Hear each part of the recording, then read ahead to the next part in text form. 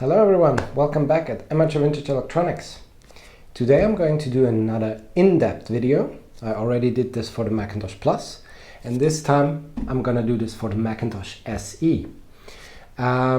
Before I'm starting, what will happen in this video, it will be a longer video because I will explain everything I know about the Macintosh SE.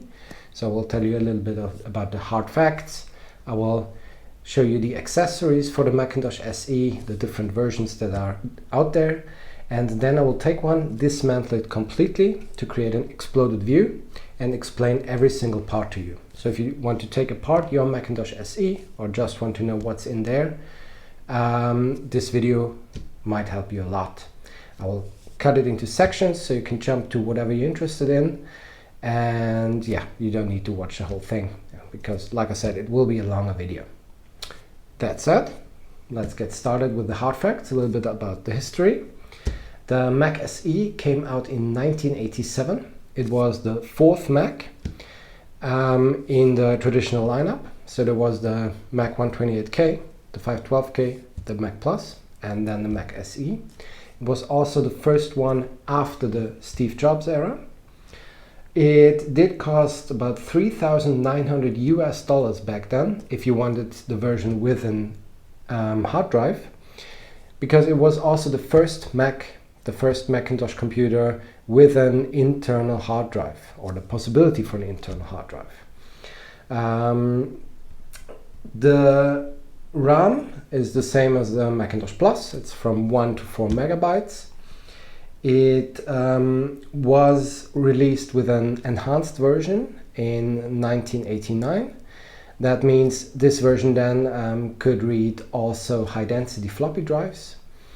And later there was also the Macintosh SE30, which is sort of its bigger brother. I have two of those here. I will briefly explain those as well. Although I won't go into much detail about those machines because they're slightly different. The Mac SE was the first Mac with an internal drive bay.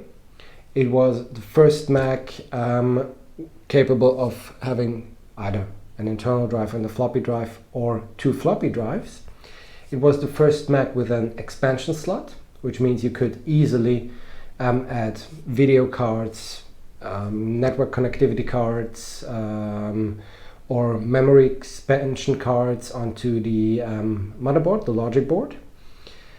And yeah, that's all about the history.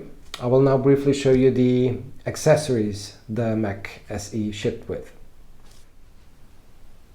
So I'll start with the keyboards. These are two identical keyboards. One is retrobited and one is not, obviously. This is the Apple Desktop Bus keyboard, or Apple Keyboard 1. These keyboards were pretty straightforward and simple. They had the on-off switch integrated into the keyboard, which was pretty handy back then. They also worked with the ADB port, with the Apple Desktop Bus, which is this port right here. So the Mac SE introduced this type of port. What is great is that the keyboards have two connections on either side, which means there is an integrated daisy chain, so you could plug into the computer on one side and plug in your mouse on the other side. Why I'm showing you two keyboards? Because they're different productions of those. As you see, the earlier versions were made in the USA. And so these are both German layouts, yet this one is assembled in Ireland, as you can see here. So yeah, if you come across keyboards, always check where they were made in, because then you can identify how early the version of the keyboard is. There was also an Apple Extended Keyboard, the Extended Keyboard 1, that came out around the same time, but unfortunately I don't have one here right now. Regarding the mouse, there is the ADB mouse, the Apple Desktop Bus mouse, which is sort of my favorite because yeah, it runs very smooth. The click button is very nice. Again, this comes with ADB port, so they were nice connectivity wise. I'm showing you here also two versions, although I believe there must be a third one. Theoretically, I think the earlier ones are also made in the USA, although I've never seen one. This one here is, is also assembled in Ireland, or made in Ireland, and later they moved the production to Malaysia, which you can see here, made in Malaysia. They also look slightly different, so they changed this area here, and also the wheel below, and the trackball inside. But yeah, these were the mice that shipped with the Mac SE in 1987. In terms of hardware versions, the Mac SE was pretty straightforward. So the first version was just the Mac SE with a floppy drive. Then there was the Mac SE with 2 floppy drives. So this is actually a placeholder which you can take out. Then there is, I'll just turn it around, and I hope you can see this. You can see here that this theoretically has a 20SC hard disk integrated, which means this already came with an internal hard disk. And as I explained later, you will sometimes also see Mac SE, and then below you will see FDHD, which means floppy drive high density. These were the versions that came out after 1989 with an enhanced RAM and chips on the logic board, and capable of reading 1.4 megabyte floppy disks. And after that, they also released the big product, the Macintosh SE30, which is technically a completely different machine, so I will not go into much detail about that one. Main difference why it's called SE30, because it has the 68K30 processor, but also the logic board and everything is built very differently inside. Just know that it exists because sometimes you will come across different names for the Macintosh SE, such as the 120, the 140, the 440, but these were not official names, so you won't see them on here most likely. This just means the RAM and the hard disk, basically. So 120 means 1 megabyte of RAM, 20 megabyte hard disk, which this has, although it only says Macintosh SE, so this technically is a 120. 140, 1 megabyte of RAM, 40 megabyte hard disk, and then there was also the 440, which means 4 megabytes of RAM and 40 megabyte hard disk. Again, ignore the SE30. I'll probably do an in-depth video about that once I manage to get the SE30 running, because all the batteries exploded on the logic board and they are not working. What I'll do now is I'll take this beautiful SE, take it apart completely, and create an exploded view for you. Now, before I start dismantling this Mac SE, I will briefly explain what is going on outside. We have here 2 ADB ports, although all the keyboards, or most keyboards, have daisy chains.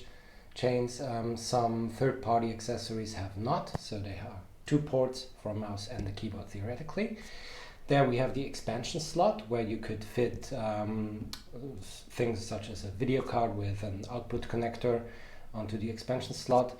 As you see, I have used this here for a bay for my SCSI 2SD, which I'm gonna explain in a second. Theoretically, there's also this little door here that covers that hole. Here we have the slot for the Macintosh Secure Lock, power connector, the on-off switch, pretty straightforward. The external connector for floppy drives, then the SCSI port, and there are 2 network ports. One says printer, one says network, but technically they are both the same and can be used for either thing. And there is also the programmer switch here, which is also the first thing I'm going to remove. These 2 little plastic things go to the logic board to the corresponding buttons, which you're going to see once the whole thing is dismantled. Now I'll put this aside and I will turn the Mac face down. So just adjust the camera a little bit. Alright, and we're going to start by using the TX15 long screwdriver to remove the first two screws. Which are hidden beneath here. And then there are two more here. Now it's important that you remove the programmer switch first, because if you leave it in, when you remove the back case, you break the plastic on the programmer switch and the switch is gone. And these are really hard to come by. So, and case off. Alright, here we have the inside of the Mac SE, and the first thing you always should do is discharge the CRT, which we're going to do. So I'm loosening up the screw where the ground wire for the CRT monitor goes anyway, and I'm attaching a cable which is attached to a screwdriver in order to ground it, and then we're going to go below the anode cap in order to release eventual electricity. Now I always say there might be a spark or a pop, but for whatever reason in my videos it never shows it. I got asked today by a friend who if I've ever seen a spark. Yes, I definitely have. So we can let this screw untied, or we can take it away already, and then we remove the anode cap. So this is a clamp that goes outside, so you move it to one side and then to the other to get it out. There you see the clamp. Alright, now I'm gonna start removing some cables. As you see, this has been fitted with a SCSI 2SD already. I will show you later how the original drive looks like. But I will start by pulling out the SCSI cable, because we want to get some space here. Then I'm removing all the cables that go to the logic board, which is the SCSI cable, the floppy cable, and of course lastly the power cable, which is that one here. And I will also remove the SCSI 2SD already. Just get the other screwdriver, or the other bit. There we have it. And also remove the shield from the logic board already. So I am removing these two screws that hold the card in place.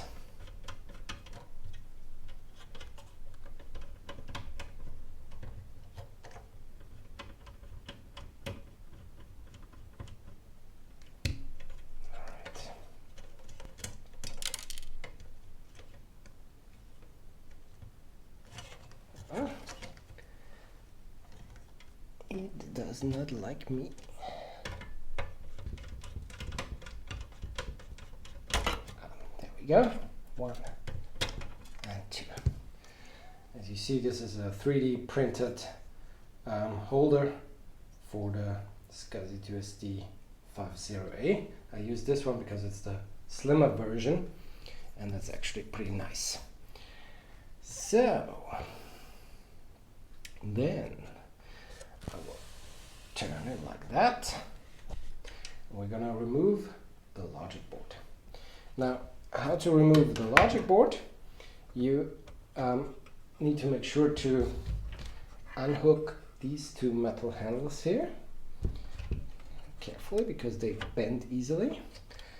and then you pull it up just a little bit, and then you take it out carefully. And then there is one more cable which goes to the speaker, and logic board is removed. Just put the logic board on the side. Now, next I will remove the floppy drive, which is held by 4 screws.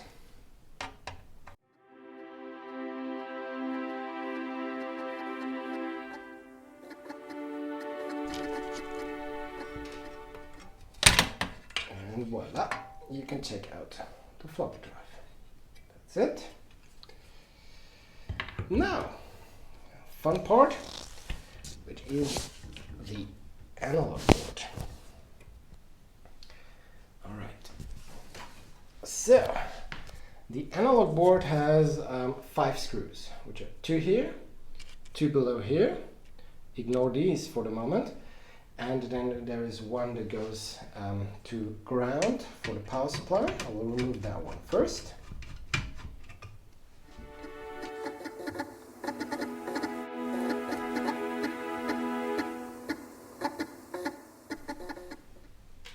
Done. All right. So turn again, because now we are going to zoom in a little bit here so you can see a bit better. I'm removing the board for the CRT. Now be very careful, because you do not want to break this glass tube here. So I'll just very carefully get it off. And I will also remove the cable that goes to the CRT, the power.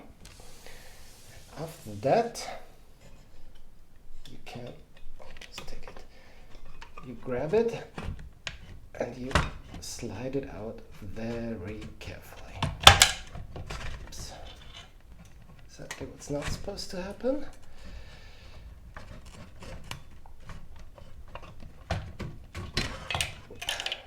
Done. All right, and that's the analog board. Now, found the screw that fell down before.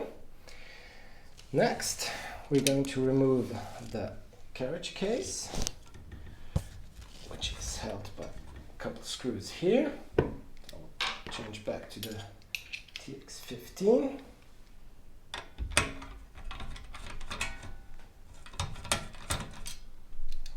One,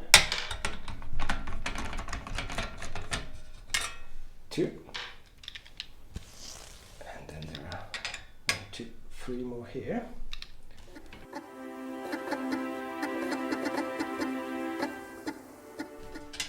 All right. Now, when removing let me zoom out again, the carriage here, make sure to remember where exactly the cable for the speaker goes, because there is no real space for that. So it's just below here, so you can remember where to put it. And that's the carriage case. I will not remove the speaker, because I glued it in after I removed it once. Because yeah, it's just basically fixed in here in the front bezel, but I had to remove it when I retrobiked the case, so that's why I glued it back in afterwards. So that's the only thing we're gonna not take out. And there are 4 more screws here, which holds the CRT, or 3 more, because 1 for the ground wire, we already removed that one.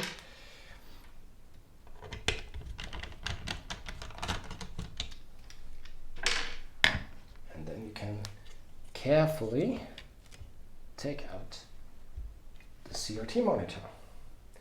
And that's it. Now let me arrange all this, and I will show you the exploded view in just a second. So the Mac SE has been dismantled.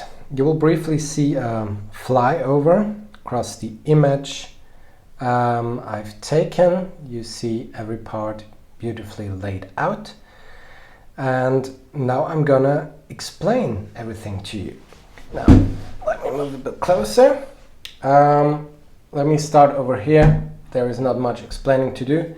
I mean, this is the metal frame that holds it all together. Let's get a bit closer. There is really nothing special about that, or nothing to explain. They look slightly different depending on when they were made, especially regarding this expansion bracket here. So some actually have screws, you can take it off. Some, like this one here, are fixed in place. Then the back case, there's not much to explain. Same goes for the front bezel, but maybe let's show you one more time here. As explained, here is the slot. You can remove it if you mount the second floppy, and theoretically you could also remove the speaker, which I did not do. But besides that, there's nothing to explain here. Same goes for the floppy cable and the SCSI cable, but maybe regarding the floppy cable, you will maybe come across floppy cables that have a red ribbon stripe here, like on the SCSI cable. This, whoops, sorry, dropped it. This indicates the priority, which means if you install two floppy drives, you should use one, or you have to use one with a yellow stripe and one with a red stripe, and the one with the yellow stripe will take priority upon boot. That means when you boot the Mac and you have a floppy disk inside this, it will look for the drive with the yellow ribbon, with the yellow stripe first. So that's maybe something worth knowing. Then the floppy drive, which is that one here. I didn't take it out of the cage. As you see, I have a 2 megabyte drive, or 1.4 megabyte actually. So I have a high density drive installed because I've already upgraded my Mac SE to a high density version. I will explain this a bit when I go to the logic board, and there's also a video on my channel where you can see me doing that. As you saw, I have fitted a SCSI to SD, but theoretically there is this bracket here that goes like this, and that's how it's mounted, and that's how usually the hard drive is connected inside.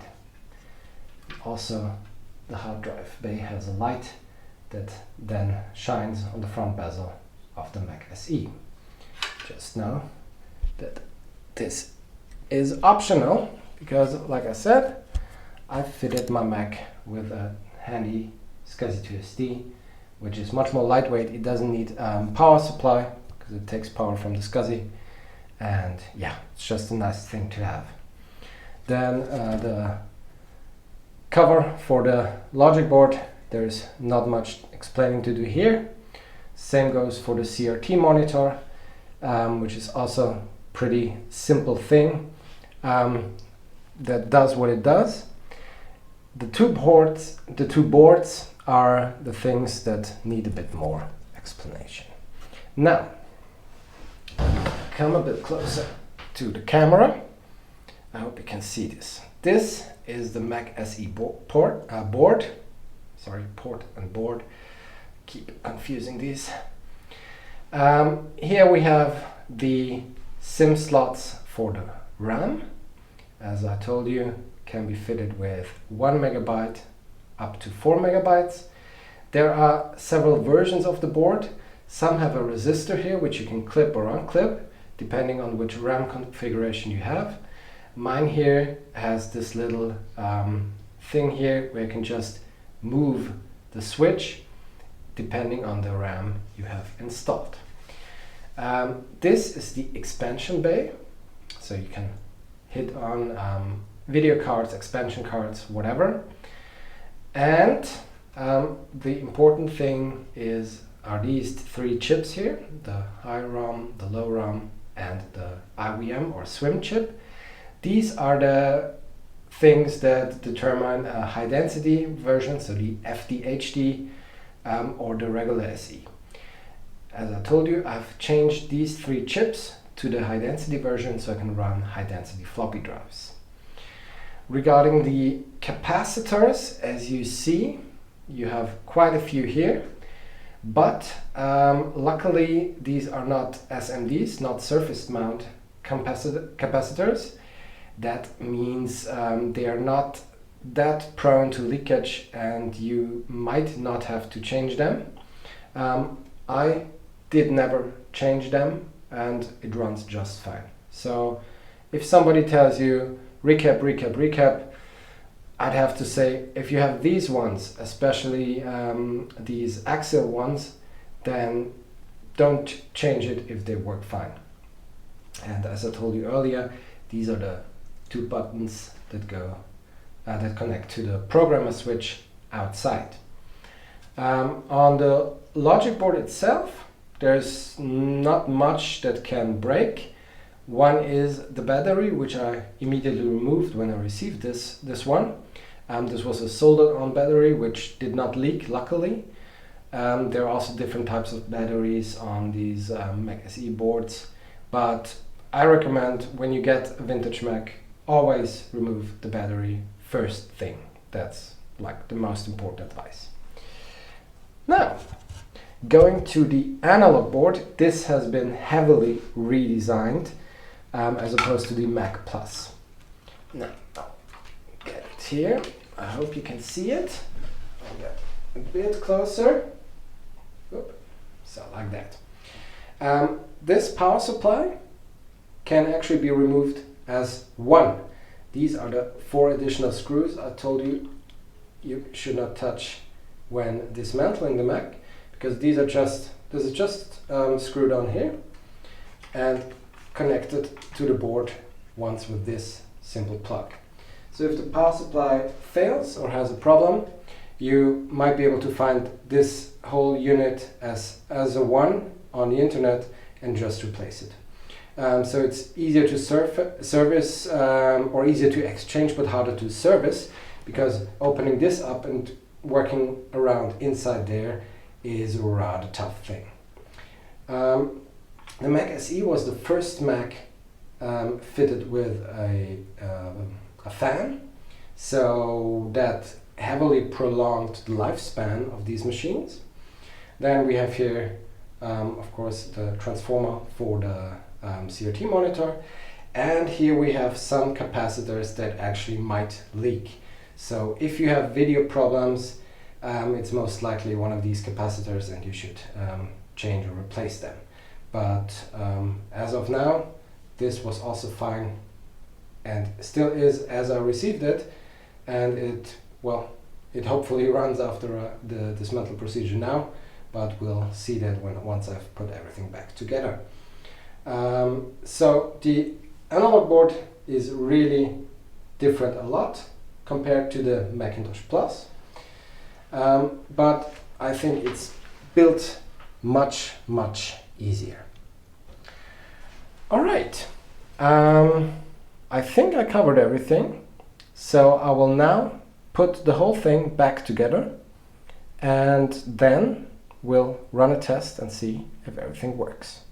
So yeah, let's go.